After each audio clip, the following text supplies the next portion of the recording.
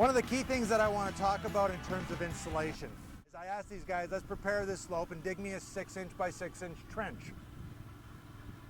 So what did they do? Come in here with his backhoe, pulled up the dirt just like you see right here.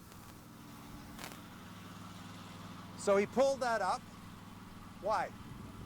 Because I told him dig a 6-inch by 6-inch trench. Now you guys get the luxury of seeing the two different methods already installed.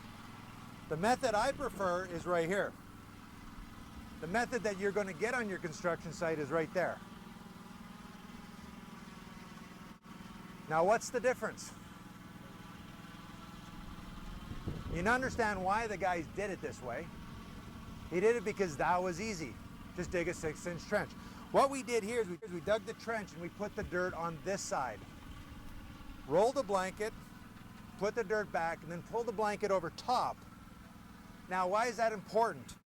You got water coming. Let's assume we have a bigger slope up here. We got water coming. Water will accumulate against that berm and find the lowest spot. And the lowest spot is where it'll concentrate and flow over. So you want to have that compaction and the transition from this surface to this surface to be as flat and even as you possibly can. Water is going to flow now into this soft material. Okay, so it's going to absorb in here.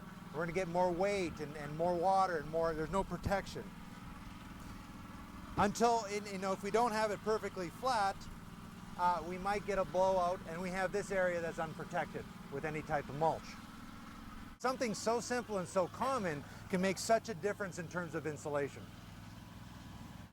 This area here, I purposely brought it 2 feet back on top of this grade because I want the transition not to be right at the crest or right at the drop off here. I want it to be higher. Now we're a training class. We told people to set it up. We gave them instructions to do it. And still, when I came here today, it wasn't how I wanted to be done for the best application. As a manufacturer, I want the best application every time because I want my product to succeed on your jobs. So how do we communicate that to somebody when we can't communicate it here in our training class? Actually, when it happened, I went, perfect. This is a good, so I spent this morning with Jeff and we shoveled some of this back. So now we've got a 5-foot spot here that's exposed and 0 that's exposed here. And the difference was where we put the soil when we dug the trench. Now I talked to one of the contractors here and he was at the last session. He goes, well, Mark, the guy could have came up here, dug his bucket in and pushed it out.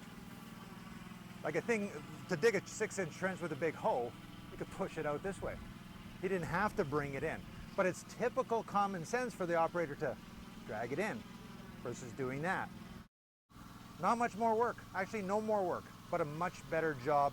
I know it sounds kind of simplistic, but when you're looking at the different products, you got to understand which is which.